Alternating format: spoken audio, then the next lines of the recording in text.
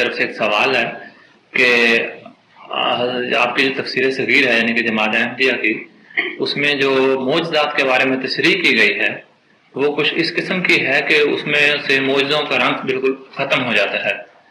مثال کے طور پہ اس نے بتایا شکل قمر کا واقعہ یا اصحاب الفیل کا واقعہ، حضرت موسیٰ علیہ السلام کا واقعہ جب انہوں نے وہ اپنا سونٹا مارا تو اسدوں پہ، تو اس میں تشریح میں لکھا گیا کہ ان میں پارا بھرا ہوا تھا، کیونکہ اس طرح جب سونٹا مارا تو وہ ٹکڑے ٹکڑے ہو گیا. تو اس رنگ میں اگر دیکھا جائے تو اس میں کوئی معجزے کا رنگ نہیں نظر آتا، بلکہ اس قسم کے جادو عام لوگ بھی کر سکتے ہیں. وہ جو سانپ جو دوسروں نے وہ فرعون کی طرف وہ بتا رہے تھے نا کہ وہ تو معجزہ تو اس طرح میں قرآن مجید نے اصل بیان کیا ہے کہ وہ اژدہا بن گیا اور اس نے ان کے سانپوں کو کھا لیا، لیکن آپ کی تشریح اس طرح ہے تو ہمیں سمجھ نہیں آتی کہ وہ پھر معجزہ کیا رہا کہ جو ایک عام جادوگر جو ہے وہ بھی کر سکتا ہے. اس قسم کی بات ہے. میں یہ تو بتا رہا ہوں کہ جو پارا بھرا ہوا تھا وہ جادوگروں نے بھرا ہوا تھا. جی جادوگروں نے بھرا تھا. موسیٰ نے تو نہیں بھرا ہوا تھا. جی ہاں، موسیٰ نے تو کوئی دھوکہ نہیں دیا کسی کو. ویسے میں آپ کی بات سمجھ گیا ہوں. تفسیر صغیر میں امکان پر بحث کی گئی ہے کہ معجزے کے پیچھے کیا کیا حکمتیں امکانی موجود ہیں. جو بنیادی بات ہے وہ یہ نہیں ہے کہ حضرت مسلم موعود نے یہ دعویٰ کیا کہ واقعتاً ایسا تھا. آپ صرف ایک امکانی بحث کر رہے ہیں، یہ بھی ہو سکتا ہے، یہ بھی ہو سکتا ہے. اور یہ اس کا کہنا بالکل غلط ہے کہ آپ نے کہا کہ یہ بھرا ہوا تھا یا ایسا واقع ہوا ہے. اصل بات یہ ہے کہ حضرت مسلم موعود جو تفسیر لکھ رہے ہیں وہ ساری دنیا کے ہر مزاج کے لوگوں کے لیے ہیں جن کو اسلام پر اعتراضات پیدا ہوتے ہیں. ان کی عقلوں کو مطمئن کرنے کے لیے ان کی سوچ کے مطابق بعض جوابات آپ نے دیے ہوئے ہیں. وہ جو بنیادی اعتراض ہے وہ یہ نوجوان نہیں نہ سمجھتے کہ پاکستانی ہیں. بنیادی اعتراض غیر مذاہب کی طرف سے یہ ہوتا ہے کہ اگر اللہ تعالیٰ نے خود قانون بنایا ہے اور وہ پرفیکٹ پلانر ہے، کامل ہے اپنی عقل کل کے لحاظ سے، تو وہ تو بڑا ہی نادان شخص سمجھا جاتا ہے جو خود قانون بنائے اور خود کسی موقع پر اس کو توڑنے پر مجبور ہو جائے، خود اپنے بنائے ہوئے قانون کا بھی احترام نہ کرے اور کوئی ایسی سچویشن اس کے سامنے آ جائے جس کے لیے پہلے قانون میں پروویژن موجود نہیں. وہ کہتے ہیں یہ ایسی مثال ہے کہ جس طرح ایک انسان نادانی میں قانون بناتا رہتا ہے، بیچارہ کام جتنے مرضی عقل والا ہو، کوئی نہ کوئی ایسی اچانک سچویشن پیدا ہو جاتی ہے کہ اس وقت ماہرین بیٹھتے ہیں کہ اس قانون میں اس کی گنجائش نہیں تھی، چنانچہ پھر وہ قانون بدلتے ہیں.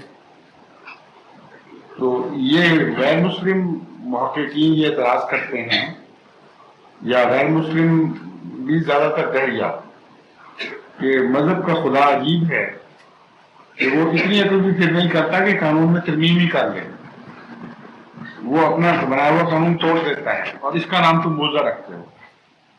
کہتے معجزہ ہوگا اپنی جگہ، لیکن اس کے بعد خدا پہ اعتماد نہیں رہتا. پھر یہ ہے بنیادی اعتراض. اس کے مختلف جوابات ہیں. حضرت مسیح موعود علیہ الصلوۃ والسلام نے جو بنیادی جواب دیا ہے وہ یہ ہے کہ اللہ اپنے قانون کبھی نہیں توڑتا، نہ اس کو ضرورت ہے، لیکن اس کے قوانین کی مختلف سطحیں چل رہی ہیں. بعض قوانین ہیں جو نظر آ جاتے ہیں اور ان کو تم قانون عام سمجھ رہے ہو، اور خدا ہی کا بنایا ہوا قانون ہے جو ان میں استثناء مقرر کرتا چلا جاتا ہے، اور انسان اپنی لا علمی کی وجہ سے سمجھتا ہے کہ قانون ٹوٹا ہے. اور جس کو ہم معجزہ کہتے ہیں وہ اس وقت کے انسان کو چونکہ علم نہیں ہوتا کہ خدا کا ایک اور قانون بھی ہے، اس لیے وہ اس کو معجزہ سمجھتا ہے اور مقصد پورا ہو جاتا ہے. یہ کوئی غیبی طاقت ہے جس کو زیادہ پتہ ہے، ان لوگوں کو کم پتہ ہے. اور بعد کے زمانے میں بعض دفعہ وہی چیز معجزہ نہیں رہتی بلکہ عام قانون بن جاتی. مثلا کسی زمانے میں جب یہ فاسفورس کی پراپرٹیز نئی نئی معلوم ہوئی تھی تو ایک فرینچ بازیگر تھا جس نے موراکو میں بغاوت کو کچلنے کے لیے اور وہاں کے مقامی جادوگروں کو شکست دینے کے لیے اس قسم کی چیزیں استعمال کی. بعض فارمولے سائنس میں ایسے معلوم ہوئے، وہ ابھی بھی موجود ہیں، کہ اگر ان کو ہاتھوں اور پاؤں پہ ملا جائے تو ہیٹ پروف ہو جاتا ہے بہت حد تک، اور اگر کوئی آدمی ذرا سی اس کے بعد پریکٹس کرے تو کوئلوں پر چل سکتا ہے. اور یہی کرتے ہیں اکثر بازیگر. اس زمانے میں نئی نئی چیز تھی تو بہت کم لوگوں کو علم تھا، اور فاسفورس اگر دانتوں کو لگا دیا جائے تو اندھیرے میں وہ چمکیں گے اور محسوس ہوگا کہ بڑی قوت، اور پھر سانس لیں گے تو سانس کے ساتھ آگ کا شعلہ سا نکلے گا. تو وہ یہ بازیگر وہاں گیا اور اس نے سارے موراکو کی بغاوت کو کچل دیا اور مروب کر دیا.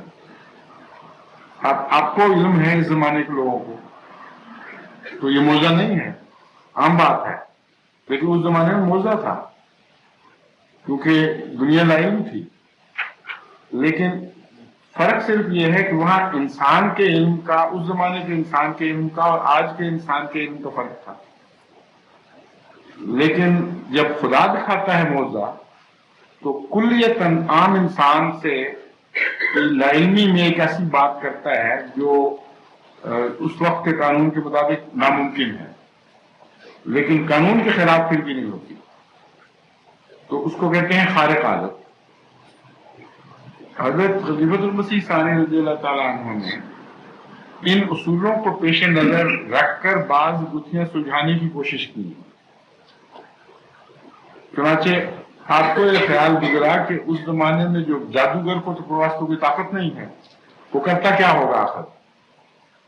یہاں انگلستان میں جو 1924 میں مسلم اور تشریف لائے تو آپ نے جو جادو دکھاتے تھے ان پر تحقیق کی، کچھ کتابیں بھی لے کے آئے ساتھ، یہ ہوتا کیا ہے آخر. تو پتہ چلا کہ جادوگر بھی دراصل سائنسی علم کا ایسا حصہ پا جاتے ہیں جو عام لوگوں کو پتہ نہیں، اور اس سے وہ کرتب دکھاتے ہیں. چنانچہ پارا بھری ہوئی چیزیں سانپ اس زمانے میں 24 میں خاص طور پر یہاں ملا کرتے تھے، جن کو ذرا سی ہاتھ لگے تو ہیٹ آتی ہے پیدا، یا ویسے ٹیمپریچر بدلتا ہے تو پارا سکڑتا ہے یا آگے بڑھتا ہے. تو معمولی ویریشن سے، بعض سانس کی ویریشن سے بھی اس میں حرکت پیدا ہو جاتی تھی. تو یہ حضرت مسلم موعود کا رضی اللہ تعالیٰ عنہ کا اندازہ ہے، ترجمہ غلط نہیں ہے، تفسیر اس کا نام تفسیر صغیر ہے. اندازہ یہ آپ نے لگایا کہ بعید نہیں کہ اس زمانے میں بھی جو جادوگر تھے ان کے پاس طاقت تو کچھ ہی نہیں، اور جادو فی ذاتی ہی کوئی چیز نہیں ہے. تو وہ یہ کام کرتے ہیں کہ رسیوں پہ انہوں نے بھرا ہوگا، اور لوگوں کے نزدیک وہ بڑا روگ تھا، اور جب حضرت موسیٰ نے سوٹا مارا اور وہ سب بیکار ہو گئے تو لوگوں کو کیا پتا تھا کہ یہ پارا ہے، اور حضرت موسیٰ کو بھی نہیں پتا تھا. حضرت موسیٰ کا پھر بھی موزہ رہتا ہے، کیونکہ حضرت موسیٰ کو تو ان باتوں کا کوئی بھی علم نہیں تھا. آپ کا یہ تخمین اندازہ تھا کہ جب انہوں نے خدا نے کہا کہ سوٹا اپنا پھینکو، جو رسیوں پہ پڑا تو ان کے پارے والے نکل گئے، تو سارے لوگوں پر یہ امپیکٹ پڑا کہ یہ زیادہ طاقتور ہے، یہ ٹھیک ہے. وہ اتنا کلمزی نہیں جس طرح آدمی نے سمجھا کہ وہ چھوٹا مار دیا تو پھٹ گیا، لوگوں نے کہا دیکھو یہ پارا نکلایا. وہ تو پتہ ہی نہیں ہوگا کہ پارا ہوتا کیا ہے، کبھی تو مروب تھے. چنانچہ فرعون نے اس کے نتیجے میں یہی فکرہ کہا ہے کہ یہ تم لوگوں کا بھی باپ ہے، تم لوگوں کا سب سے بڑا معلوم ہوتا ہے، اس نے تمہیں سکھایا تھا، اس کو پتا تھا کہ اندر کیا چیز ہے، اور سکھانے والا جانتا ہے، اس لیے اس نے مار کے وہ توڑ دیا. اور فرعون اپنی چلاکی سے یہ اندازہ لگایا لوگوں کو کہا کہ کوئی روک کی ضرورت نہیں، یہی میں سے یہ ایک بڑا ہے. یہ بات ہو رہی ہے حضرت 1900 سال جمع 1400 سال کتنے بنے، 3300 سال 3300 سال پرانے زمانے میں موضوع کا یہی معیار ہوا کرتا تھا. فرق صرف وہی ہے جو میں بتا رہا ہوں کہ ایک جگہ انسانی چلاکی ہے، دوسری جگہ اللہ کا علم ہے، اور خدا کا علم جو شخص استعمال کر رہا ہے اس کو ذاتی علم کوئی نہیں ہے، اس لیے اس کا مرتضی ہے. یہ تشریحات ہیں ان معنوں میں. وہ چونکہ نہیں سمجھتا ان باتوں کو، نہ دنیا کے اعتراضات کو، نہ کیا دنیا کہاں پہنچ گئی ہے، قرآن پہ کیسے کیسے حملے ہو رہے ہیں، اس لیے وہ لوگ سمجھتے ہیں کہ یہ انہوں نے نعوذ باللہ موضوع کی حیثیت ختم کر دی ہے. موضوع کی حیثیت نہیں ختم کی، موضوع کی حقیقت سمجھ کر پھر یہ باتیں علم میں آتی ہیں. لیکن صرف یہی بات نہیں ہے، اور بھی اس کے بعد حصے ہیں جو حضرت مسیح موعود علیہ السلام فرماتے ہیں کہ معجزے کی بنیاد یہ ہے کہ اللہ تعالیٰ کے قانون مخفی در مخفی ہوتے چلے جاتے ہیں، اور بعضوں کا بعد کے زمانے میں علم ہو جاتا ہے، بعضوں کا انسان کو کوئی علم نہیں ہوتا، لیکن قانون قدرت کی تہیں ہیں، اور ایک قانون غالب ہے دوسرے قانون پر، اور وہ اپنا کام دکھاتا ہے. مثلا یہ پیالی ہے، اس کو اگر میں یہاں سے چھوڑ دوں گا تو گرے گی زمین پہ، یہ قانون ہے قدرت کا. لیکن جب اگر یہ لوہے کی ہو اور میں میگنیٹ سے اس کو کھینچ لوں تو بڑا بیوقوف ہوگا کوئی جو یہ کہے کہ ایک قانون نے دوسرے قانون کو توڑ دیا ہے. توڑا نہیں ہے، بلکہ میگنیٹ کا قانون بھی خدا کا بنایا ہوا ہے، اور وہ اس قوت کے اوپر غالب آنے کی قوت رکھتا ہے جو زمین کی اپنی طرف کھینچ رہی ہے. اگر اس کی طاقت بڑھا دی جائے تو اس پہ غالب آ جاتا ہے، اور اگر طاقت کم ہو جائے تو زمین اس پہ غالب آ جائے گی. مگر دونوں قانون متوازی بھی چل سکتے ہیں، ایک دوسرے پر غالب بھی آ جاتے ہیں، ایک دوسرے سے مغلوب بھی ہو جاتے ہیں. تو حضرت مسیح علیہ السلام نے فرمایا کہ بعض قوانین خدا کے علم میں ہیں جو بندے کے علم میں نہیں، اور وہ عین محل پر اللہ استعمال فرماتا ہے، لوگ حیران رہ جاتے ہیں.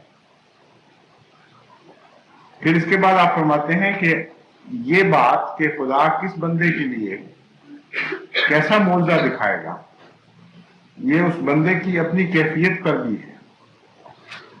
اگر انسان اپنے خدا سے خارق عادت تعلق پیدا کر لے، یعنی عام عادت سے ہٹ کر تعلق پیدا کرے، عام بندوں کا جس طرح اپنے مالک سے تعلق ہوتا ہے اس سے اس کا الگ امتیازی شان کا تعلق ہے، تو اللہ بھی اپنے امتیازی قوانین کو اس کے لیے استعمال کرنے لگ جاتا ہے. چنانچہ جو شفاعت کا قانون ہے، ایک شخص جس کو پاگل پن کا دورہ ہو گیا، کتے نے ہنکائے نے کاٹا تھا، عام قانون کی روح سے نہیں بچنا چاہیے، مگر خدا کے علم میں ہے کہ فلاں قانون جاری ہوگا تو یہ بچ جائے گا. وہ خدا تو نے قانون پہلا توڑا نہیں، بلکہ ایک نیا قانون جاری کیا جو پہلے سے موجود ہے اس کے علم کے مطابق. اسی طرح اور جو معجزات ہیں جو خارق عادت ہیں، ان کے پیچھے بھی خدا کے بنائے ہوئے قوانین ہوتے ہیں.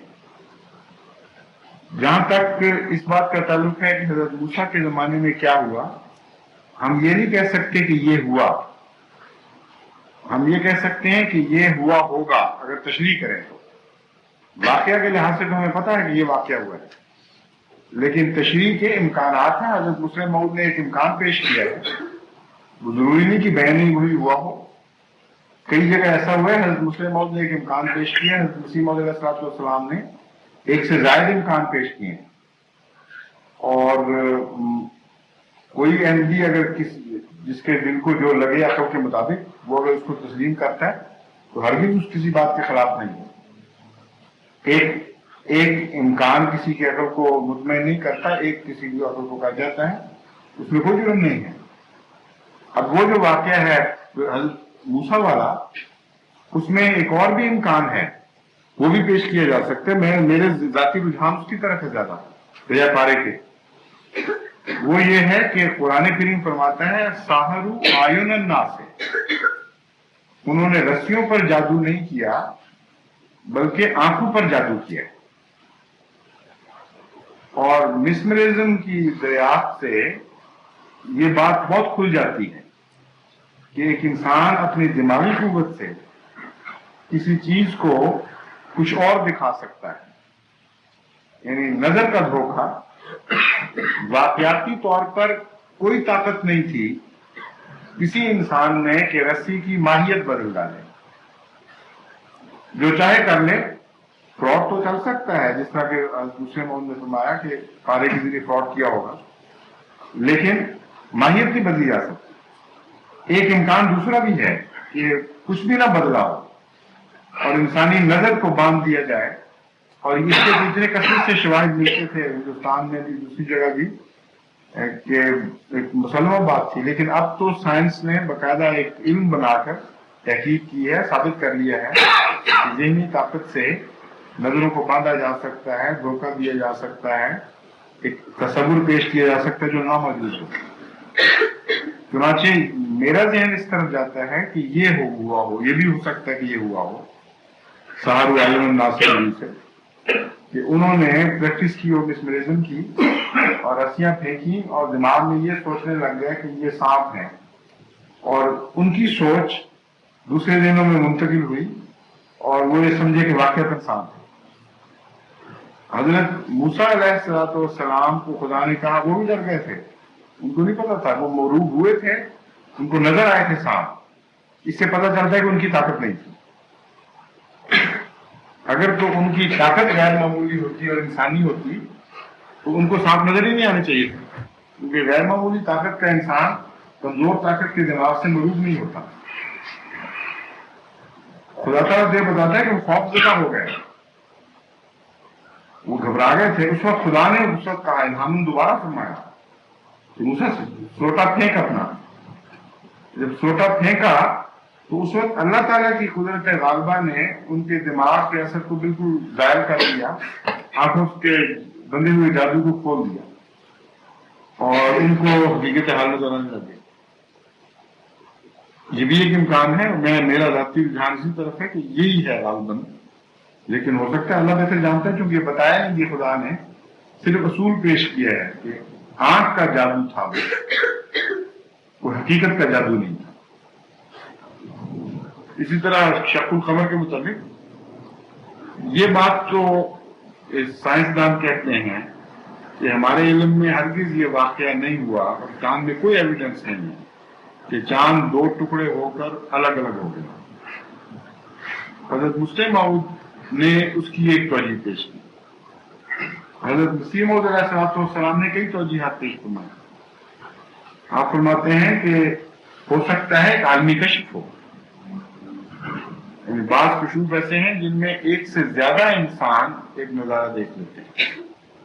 مثلا حضرت عمر کے زمانے میں وہ یا ساریہ تھا جبل والا واقعہ, پوری فوج نے وہ آواز سنی اور وہاں جو واقعہ ہو رہا تھا کئی سو میل دور, وہ مدینے میں بھی رونما ہوا اور خطبہ جمعہ کے دوران سب نے وہ آواز سنی جو وہاں خدا سنوا رہا تھا.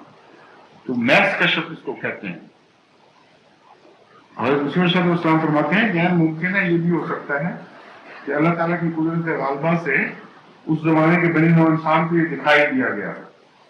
ہندوستان سے بھی گواہی ملتی ہے کہ یہ واقعہ یوں ہوا.